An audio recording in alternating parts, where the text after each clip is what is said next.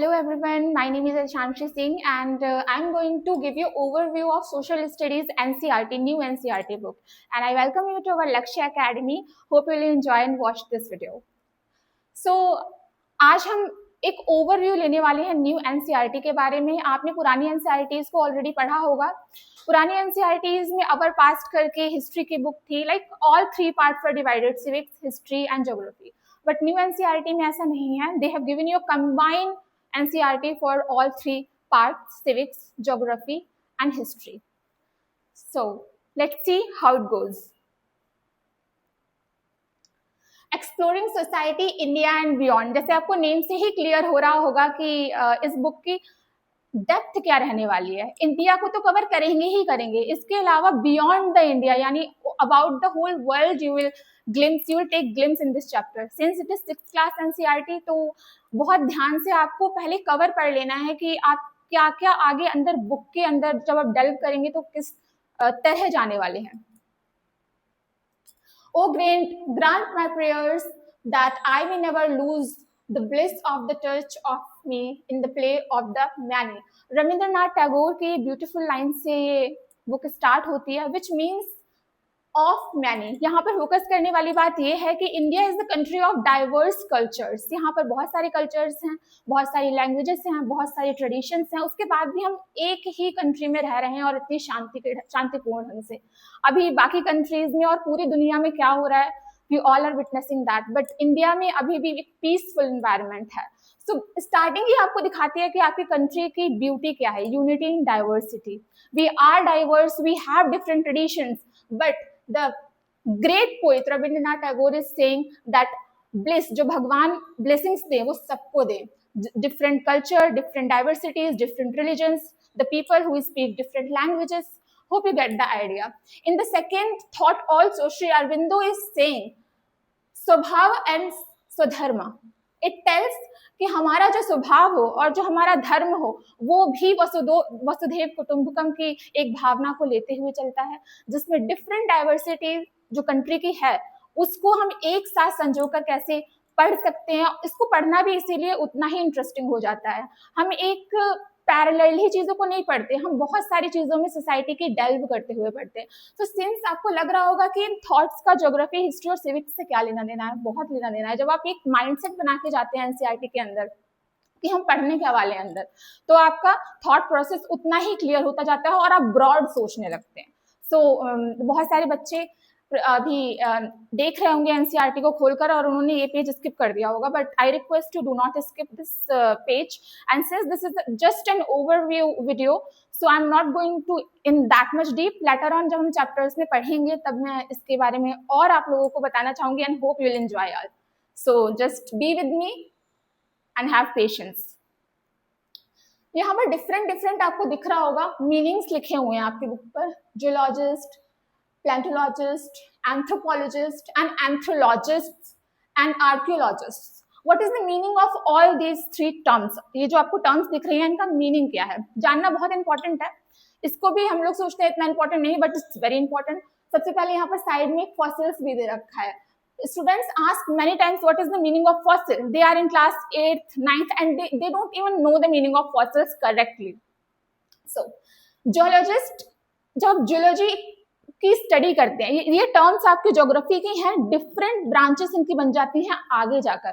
पर अभी आप 6th क्लास में हैं तो आपको एटलीस्ट इनका एक ओवरव्यू होना बहुत इंपॉर्टेंट है, ताकि आप एटलीस्ट इन टर्म्स को कहीं लिखा देखें तो समझ जाएं कि इनका मीनिंग क्या है।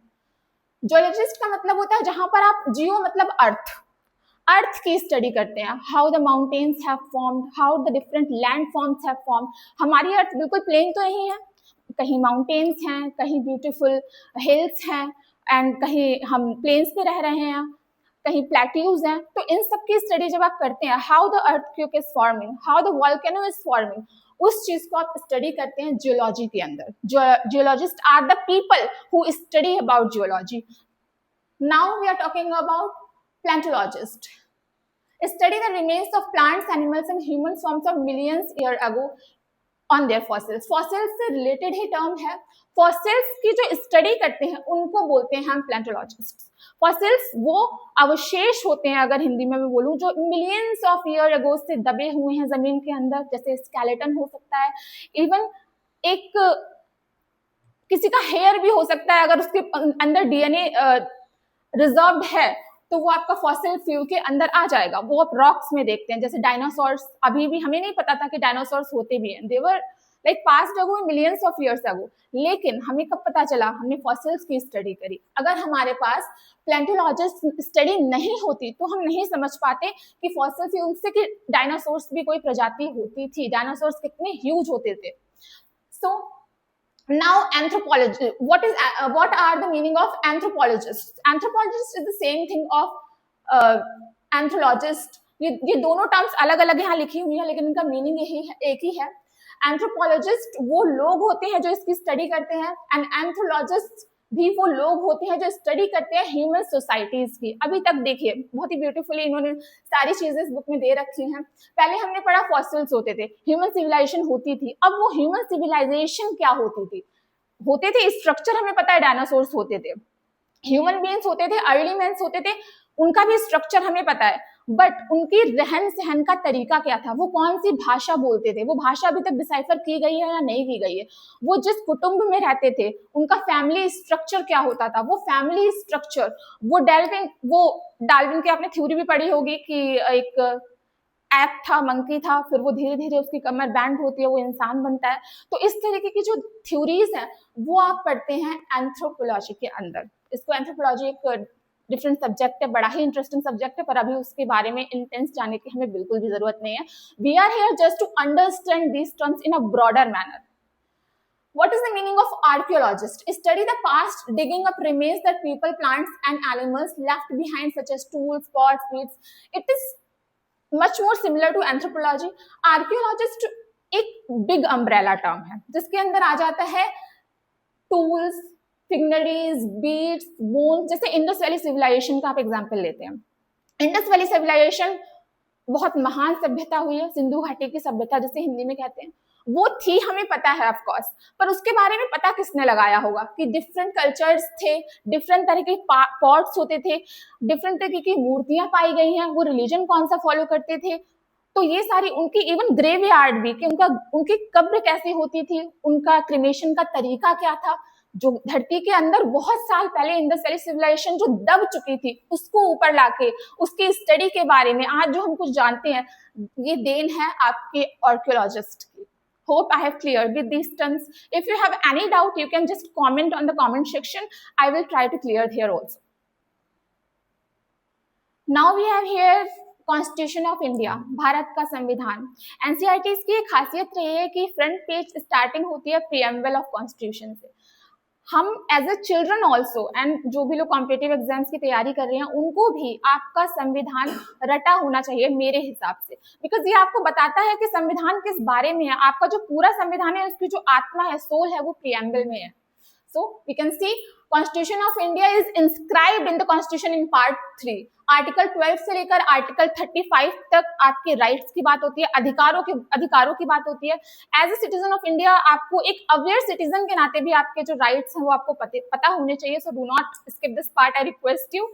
सो अभी हमारे पास जो टोटल राइट्स हैं वो 6 राइट हैं, आपको पता ही होगा, पहले 7 थे। 44th कॉन्स्टिट्यूशन अमेंडमेंट के तहत 7th राइट को एलिमिनेट कर दिया गया जिसका नाम राइट टू प्रॉपर्टी था। अब वो लीगल राइट बन चुका है, अब वो आपका फंडामेंटल राइट नहीं रह गया है। यानी कि अब लीगल राइट और फंडामेंटल राइट में आप कंफ्यूज मत होना, आगे जाकर I will clear that also. सबसे पहले देखते हैं राइट टू इक्वलिटी, यानी समानता का अधिकार।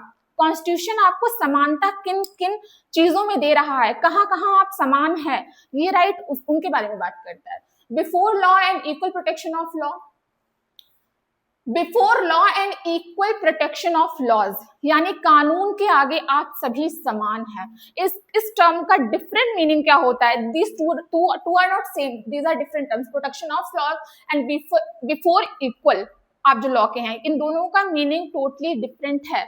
और वो कैसे डिफरेंट है, अगर हम आगे पढ़ेंगे इसके बारे में तो जरूर डिस्कस करेंगे। Since it's a overview video तो आपके लिए इतना जानना काफी है। irrespective of religion, race, caste, sex or place or birth.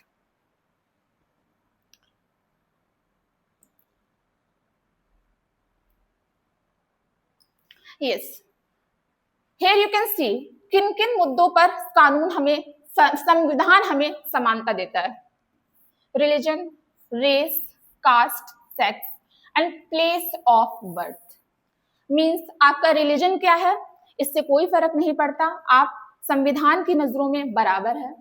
आप किस रेस से आते हैं, काले हैं, गोरे हैं, जापानीज की तरह दिखते हैं, कैसे भी दिखते हैं, उससे फर्क नहीं पड़ता. आजकल मैंने देखा है बहुत सारे लोग लुक्स पे कमेंट करते हैं, तो ये कानूनी अपराध भी है, आप ऐसे नहीं कर सकते किसी के भी साथ. कास्ट, क्या कास्ट है, आप इस पर कोई भी कमेंट नहीं कर सकते. लीगल राइट है, कानून की नजरों में और संविधान की नजरों में सब बराबर है. लड़की है या लड़का है, कौन सा सेक्स है, या फिर लड़की लड़का के अलावा भी बहुत सारे आपके जेंडर्स हैं जिनको हम रिकॉग्नाइज नहीं करते अनफॉर्चुनेटली सोसाइटी में, but there are different sex also. And place of birth, आप कहाँ पैदा हुए हैं, जहां आप पैदा हुए हैं उसके उस स्थान के लेवल पर भी आपको संविधान समानता का अधिकार देता है. In Indian constitution we all are citizens of India, irrespective आप उत्तर प्रदेश से, बिहार से, कहाँ से आते हैं, मैटर नहीं करता. Opportunity in public employment, that's also important. Public employment, government jobs की बात हो रही है यहाँ पर. आप किसी की कोई प्राइवेट इंस्टीट्यूशन है, वहां पर वो हो सकता है अपने अकॉर्डिंग, अपनी रिक्वायरमेंट के अकॉर्डिंग वर्कर्स को हायर करे, but in public employment, in when it comes to government jobs, when it comes to, और बहुत सारे पीएसयूज भी हैं, ऐसा नहीं है कि प्राइवेट वाले पार्शियलिटी कर सकते हैं, दैट्स ऑल्सो नॉट ओके. यहाँ पर आपको एम्प्लॉयमेंट के सेक्टर में भी समानता का अधिकार संविधान आपको देता है. By abolition of untouchability and titles, exactly. गाड़ी पे लिखवा लेते हैं ठाकुर साहब या फिर कोई भी, I am not telling about the specific caste, but आप सारे टाइटल्स का अबॉलिशन आपके संविधान में दे रखा है. कोई भी डिफरेंट टाइटल्स यूज नहीं कर सकता, ठीक है, चाहे वो कास्ट को रिप्रेजेंट करते हो, चाहे वो किसी टाइटल को रिप्रेजेंट करते हो. अब except educational titles like doctor, वो अलाउ है, ठीक है. कोई डॉक्टरेट किसी को डिग्री मिली है, वो अपने नाम के आगे यूज कर रहा है, that's fine, but you can not use in public such titles.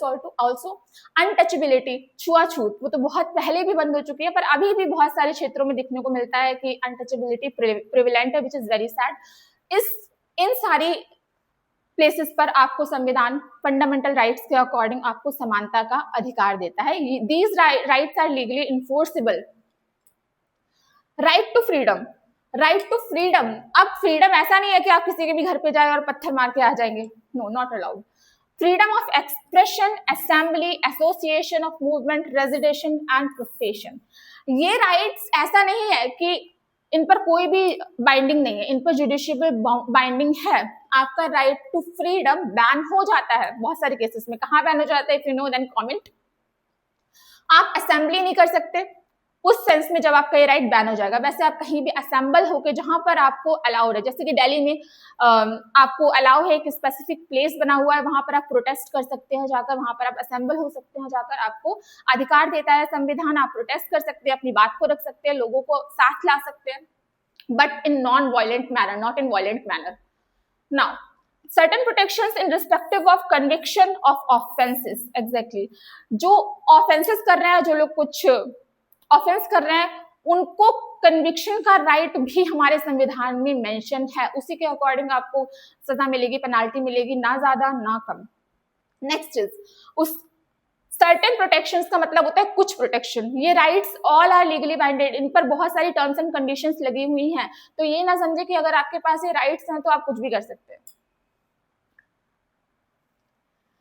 Next is protection of life and personal liberty. Exactly, आपके इस राइट टू फ्रीडम के अंदर ही आप देख रहे हैं कितने सारे राइट्स कवर हो जा रहे हैं. Protection of life and personal liberty, आपकी पर्सनल लिबर्टी को भी एक लीगल आपके पास राइट है, सॉरी संवैधानिक राइट है आपके पास. Freedom and compulsory education for children between age of 6 and 14, 14 से 6 साल तक के बच्चों को एजुकेशन का राइट है. अगर इससे ये बच्चे 6 साल से 14 साल तक के बच्चे कोई कहीं भी काम करते हुए दिखते हैं तो that is legally offence, because ये यहाँ पर देखिए राइट में कवर हो रहा है, उस बच्चे का अधिकार है पढ़ने लिखने का और वो पढ़ लिख नहीं पा रहा है, that is ऑफेंसिबल also.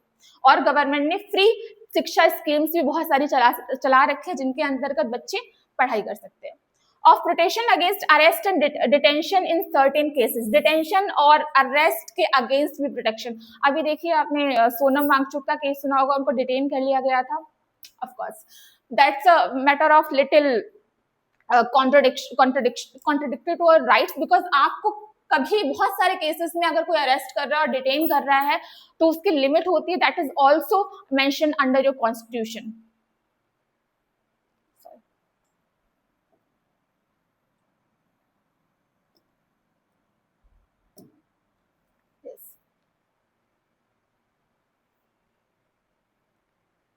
Exactly, right against exploitation. जब आप इस राइट की बात करते हैं, for prohibition of trafficking of human beings and forced labour, of prohibition of employment of children and hazardous jobs, by abolition of untouchability and titles. Hazardous jobs, factory में jobs ऐसी होती हैं जो बहुत ही ज्यादा लेबरस होती हैं, उनमें बच्चों का चाइल्ड लेबर की तरह यूज किया जाता है बहुत सारी जगह पर। फोर्स लेबर यानी कि बंधुआ मजदूरी, जो पहले भी बंद हो गई थी, लेकिन बंधुआ मजदूरी को भी इस राइट के अंदर बैन किया गया है। सारे ह्यूमन ट्रैफिकिंग भी बैन है। Human trafficking is like of course it's exploitation of human, so it covers under your constitutional right. By abolition of untouchability and titles, ये हमने पहले भी पढ़ा था, here is also mentioned because ये भी एक तरीका का एक्सप्लॉयटेशन है। एक्सप्लॉयटेशन का मतलब शोषण, शोषण के अगेंस्ट जो आपको यहाँ पर राइट्स मिल रहे हैं वो इसमें मेंशन है। Right to freedom of religion, ये बहुत ही इस पर कंट्रोवर्सी होती रहती है, करंट में आप देखते होंगे। संविधान आपको आपके रिलीजन को प्रोफेस करने की, प्रोपेगेट करने की, यानी प्रचार प्रसार करने की और खुद फॉलो करने की आजादी देता है। रिलीजियस इंस्टीट्यूशंस आप बिल्ड कर सकते हैं, कुछ टर्म्स एंड कंडीशंस होती हैं उसकी, और इसके साथ साथ पर फोर्सली आप किसी पर भी अपना रिलीजन इम्पोज नहीं कर सकते। If someone is willing then welcome, but if someone is not willing you can not force him or her to come in your religion. अब एग्जैक्टली यहाँ पर देखिए, freedom of as to payment of taxes for promotion of any particular religion. अगर कोई particular religion किसी तरीके का tax लगाना चाहता है किसी चीज पर तो वो भी आपको संविधान अधिकार देता है। Freedom as to attendance at religious instructions or religious worship in educational institutions wholly maintained by state. Exactly ये आपको अधिकार देता है कि अगर आप कोई अपना एजुकेशनल इंस्टीट्यूट, कोई यूनिवर्सिटी, कोई स्कूल बनाना चाहते हैं जिसमें रिलीजियस टीचिंग भी किसी पर्टिकुलर धर्म विशेष की दी जाती है तो वो आपको फ्रीडम है, आप कर सकते हैं और आप ज्वाइन कर सकते हैं। Moving forward, cultural and educational rights. अब आपके पास कल्चरल और एजुकेशनल राइट्स क्या क्या है, we are moving towards that. For protection of interest of minorities to conserve their language, script and culture, for minorities to establish and administer educational institutions of their choice। ये मैंने पहले भी explain किया है कि जो लोग अपने किसी धर्म विशेष का यूनिवर्सिटी या स्कूल खोलकर उसको मेंटेनेंस करना चाहते हैं वो भी कर सकते हैं, वहां पर रिलीजन को अपने अकॉर्डिंग स्टडीज के थ्रू प्रोपोगेट करना चाहते हैं वो भी कर सकते हैं। For protection of interest of minorities and their cultural language and script. अब फ्रीडम की बातें तो हो गई, पर इसके पीछे रीजन क्या है, why they have given so much freedom to propagate culture, education, different religion? Because अगेन वही बात आती है जहां से आपकी एनसीईआरटी स्टार्ट हुई थी। भारत एक बहुत ही विविधतापूर्ण देश है, बहुत ज्यादा डाइवर्सिटीज है यहाँ पर, तो उनको प्रोटेक्ट करने के लिए ये सारे राइट्स यहाँ पर मेंशन है।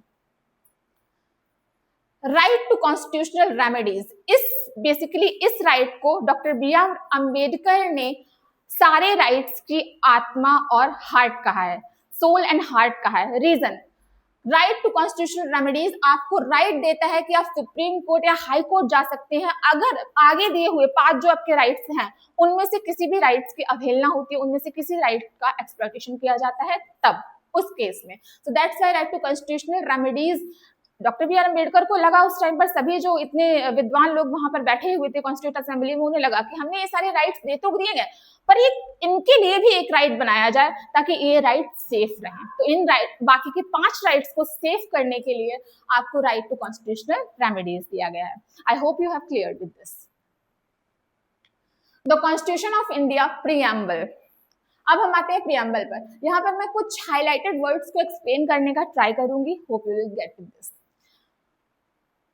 कॉन्स्टिट्यूशन की स्टार्टिंग ही होती है we the people of India. It means irrespective of caste, race, religion, हम सभी क्या हैं, पहले भारत के नागरिक हैं।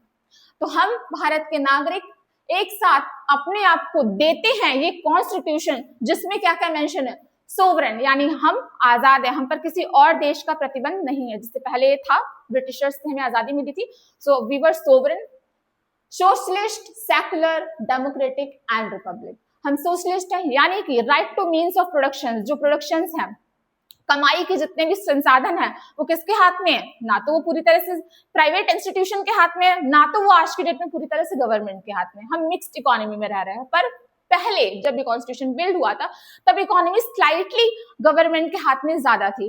रीजन भी इसका था, भारत उतनी तरह से सशक्त नहीं था इकोनॉमिकली, तो गवर्नमेंट को पुश करने के लिए अपने हाथ में सर्टेन राइट्स लेने पड़े थे in terms of economy.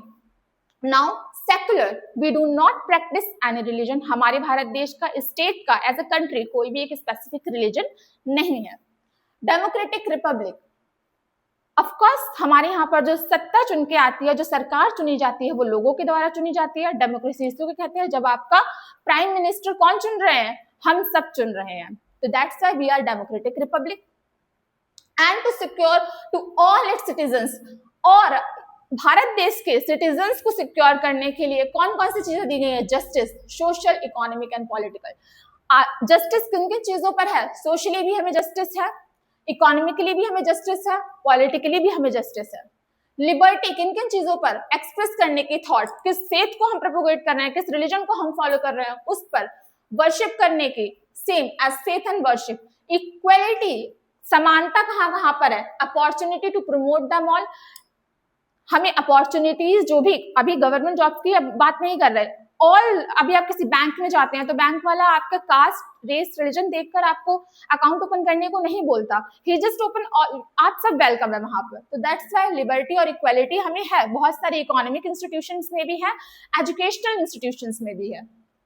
Fraternity, assuring the dignity of individual in unity, exactly. Brotherhood, fraternity का मतलब होता है आपसी भाईचारा, उसकी फीलिंग, उसकी फीलिंग को भी इंश्योर करता है हमारा कॉन्स्टिट्यूशन। कॉन्स्टिट्यूशन में सारे वर्ड्स इंश्राइंड इसीलिए हैं, जैसे जैसे आप पढ़ते जाएंगे आपको पता चलता जाएगा why all these words are enshrined in the constitution and what is the deep meaning of these words.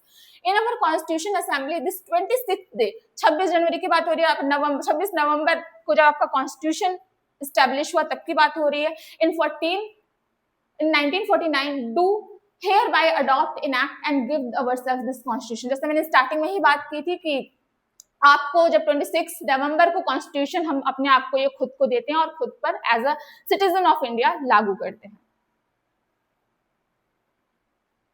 अब यहाँ से आपके बेसिक चैप्टर्स की बात होती है। अभी तो ये स्टार्टिंग के चैप्टर्स थे जो हमने कवर किए थे, स्टार्टिंग के पेजेस को कवर किया था, चैप्टर्स अभी तक स्टार्ट नहीं हुए थे। Now we are going to in the chapters जो आपका सिलेबस का पार्ट है। एग्जैक्टली जैसे मैंने पहले भी बताया था कि इसको थीम्स में डिवाइड कर दिया गया है। पहले जो 3 किताबें होती थी एनसीईआरटी की, ओल्ड एनसीईआरटी में पिछले 1 साल से, I guess if I am not wrong, इन सबको एक कर दिया गया है। तो कैसे कर दिया गया है, जिससे कि आपके लिए इजी भी हो गई है एक तरह से। Theme A, India and the world, land and the people.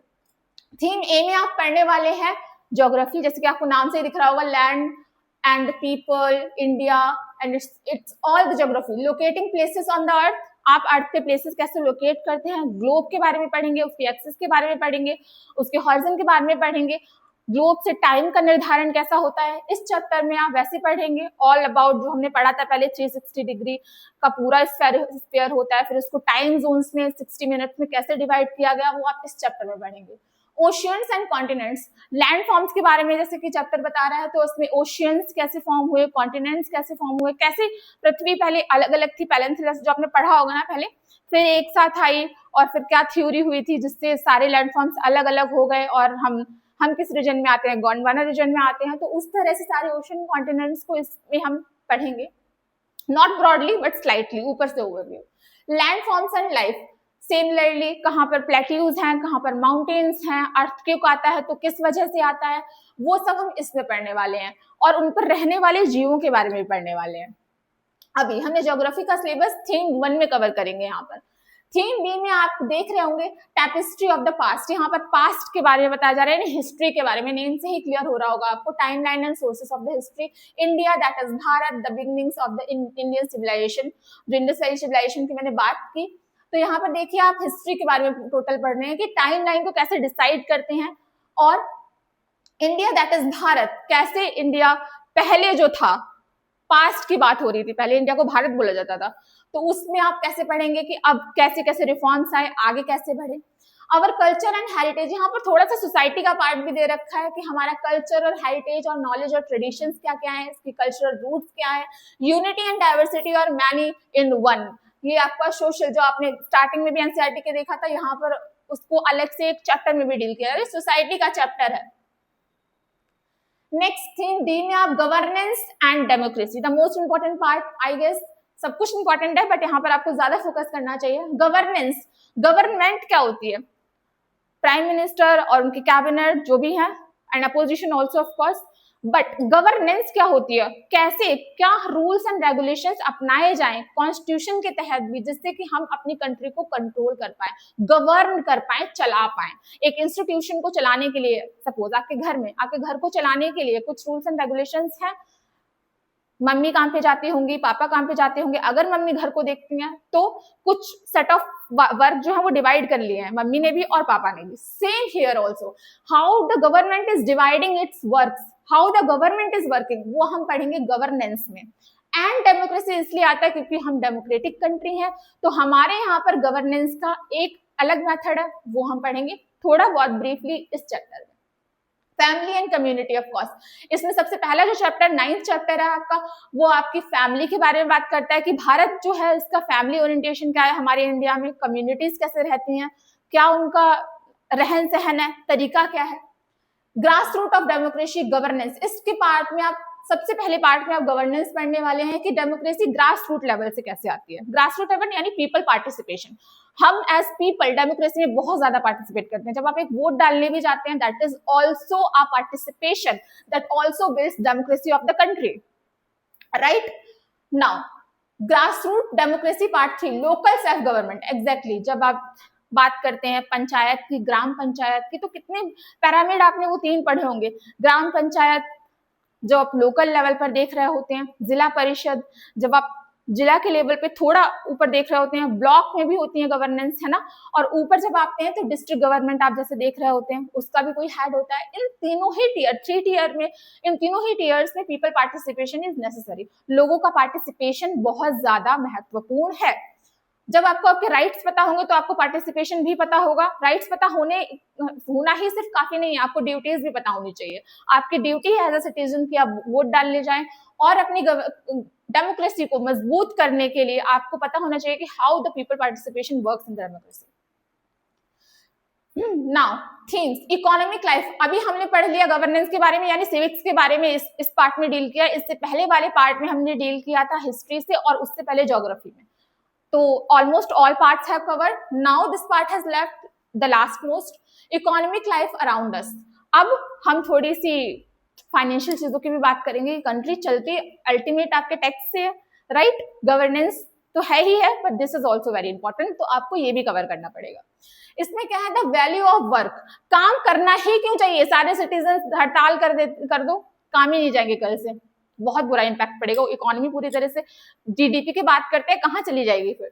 देखिए इकोनॉमिक एक्टिविटीज अराउंड अस, हमारे आसपास जो इकोनॉमिक एक्टिविटीज हो रही हैं उनका क्या इंपॉर्टेंस है, इस चैप्टर में हम वो पढ़ेंगे। इकोनॉमिक एक्टिविटीज के अंदर सारी ही कवर होती हैं, factory workers, educational institute, and different IT sectors, वो सारे इसमें कवर होंगे। और आप देखेंगे कैसे कैसे एवोल्यूशन हुआ। इकोनॉमी पहले किन पर ज्यादा फोकस्ड थी, अब किस पर ज्यादा फोकस्ड है। सर्विस सेक्टर में इंडिया का इतना ज्यादा योगदान क्यों बढ़ता जा रहा है, मैन्युफैक्चरिंग सेक्टर में बढ़ना बल्कि ज्यादा जरूरी है, सेल्फ डिपेंडेंसी की ज्यादा इंपॉर्टेंट है। क्यों हम बोलते हैं कि मेड इन इंडिया इतना इंपॉर्टेंट है, वो सारा आपका जो ग्रो होना शुरू हो रहा है थॉट प्रोसेस, वो इन्हीं चैप्टर्स से हो रहा है। That's why this NCERT becomes extremely important. So I request you all, make sure to subscribe this channel and like this video if you like this overview. Thank you and have a nice day.